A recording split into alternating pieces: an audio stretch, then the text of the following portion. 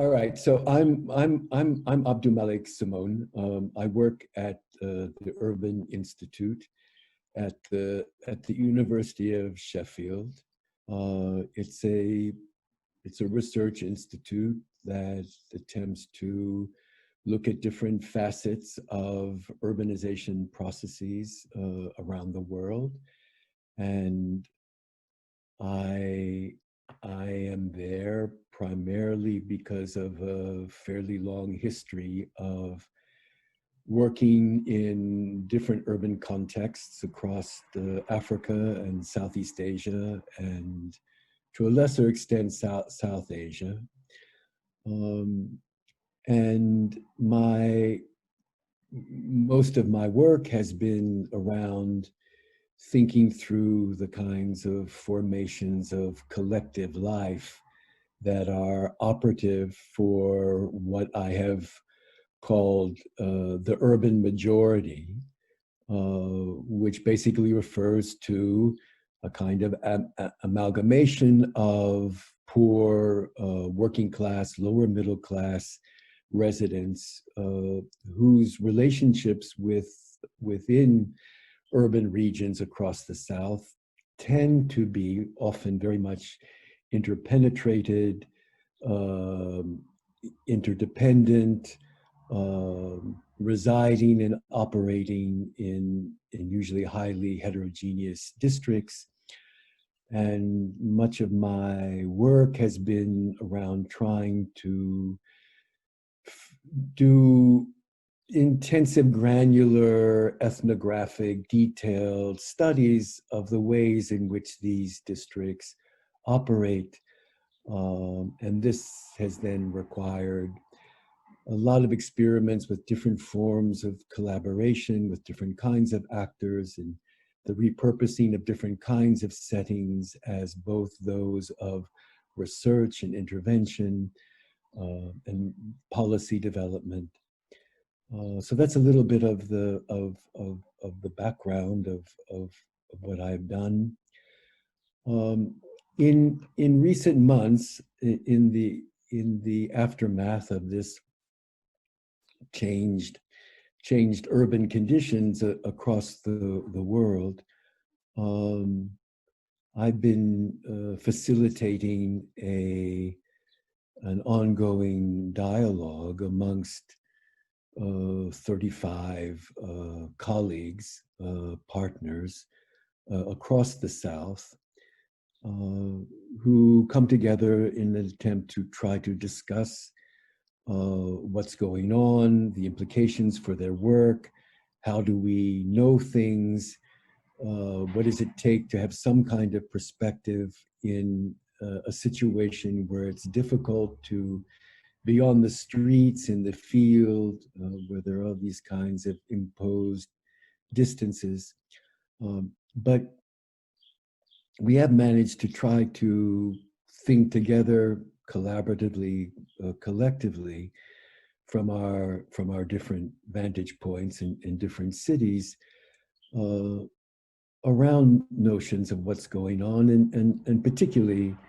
the notions around health, well-being, which have always been, in some ways, highly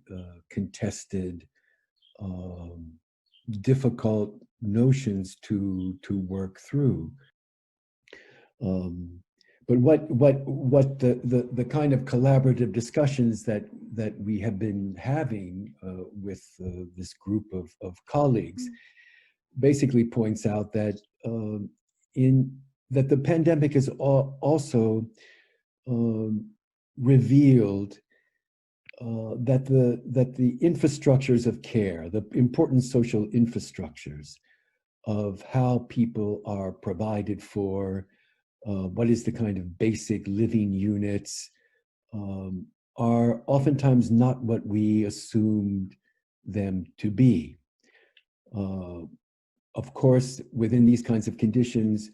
traditional notions of the household, of the extended family, remain important and remain present and enduring, sometimes obdurate social structures. But because of the complexion of urbanization in many urban regions across the South, these kinds of social structures are not the only ones. That is, the kinds of arrangements through which people actually reside, uh, who they provide for, how resources are shared, has a wide range of different kinds of arrangements and dispositions. Um, and many of these have been now revealed to be vulnerable, fragile, but no less significant in terms of the diversity of the ways in which people are actually implanted and operational within urban contexts. And in some ways, when notions of well-being tend to be closely attached to fairly conventional notions of household and extended family and how those households are supposed to operate. And when you have a kind of distribution of different kinds of arrangements of care and of residency, it becomes increasingly then difficult to assess, well, what are the exact terms of well-being or ill-being? Um, when the kinds of contexts through which we make these kinds of judgments are themselves so multiply distributed and interlinked in ways that we don't really fully understand. Um, and so this also opens up, a lot of different implications for research methodologies, for practices, um, because in a fundamental way, in most urban contexts across the South, the virus has been grafted onto already momentous restructurations going on. Um, and these restructurations entail a kind of accelerated shift of populations, spatial shift of populations, usually from outside of urban cores into peripheries, the way in which different kinds of spaces of the city are being significantly revalued, converted into logistical hubs, zones of financial services and accumulation. So already the degrees of vulnerability for most urban majority populations have already been intensified. And what have been the reactions to those intensified vulnerabilities even before the virus? Well, in some ways, you have two different clear trajectories. One is which that some districts retreat even more into particular visibilities of opacity. They dig in to specific within spaces, trying to limit the visibility of themselves and what they're up to and their economic operations. The other trajectory has been for people to increase their circulation, uh, less invested in trying to find a new destination of which to remain in place, but an approach to residency and settlement which is much more provisional, temporary, focusing on itineraries of circulation across the urban region, looking find the right opportunity at the right time. And so these already existent trajectories of digging in and spreading out also make kinds of engagements in terms of more specifically health-related and control issues difficult, um, because these kinds of reactions that are undertaken in order to consolidate particular notions of well-being, of endurance, of being able to continue um, to survive within urban contexts which are much more precarious, and to protect long-honed and valued ways of doing things that are under threat, um, prompt particular kinds of reactions, which in some senses could be construed as maximizing now their health vulnerabilities. So what I'm trying to say is that it's not easily recognizable, how to reconcile very different understandings and conceptions of well-being,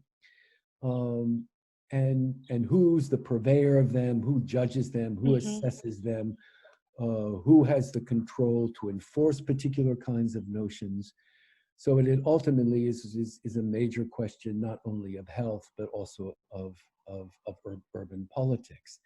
Because that it is one of urban politics, then these kinds of questions have to be in some ways worked out and worked through particular kinds of collaborations. Collaborations between researchers, between residents, between policymakers, between technicians within municipal governments, between frontline social welfare providers. And it's within context where no one institution and no one context of authority is perceived on the ground as any more important than any other. We're finding this out now as residents sometimes turn to the state, sometimes turn to extended families, sometimes turn to local institutions, sometimes turns to charities and NGOs. And for them, each is just one element in a kind of difficult web of authorities and possible providers, no one having any greater authority than anyone else. With the proviso that when it does come to health, the importance of the state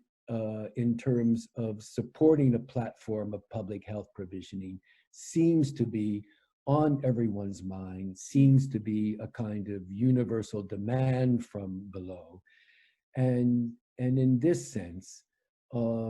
consolidating a kind of public health system that is consonant and understanding of the various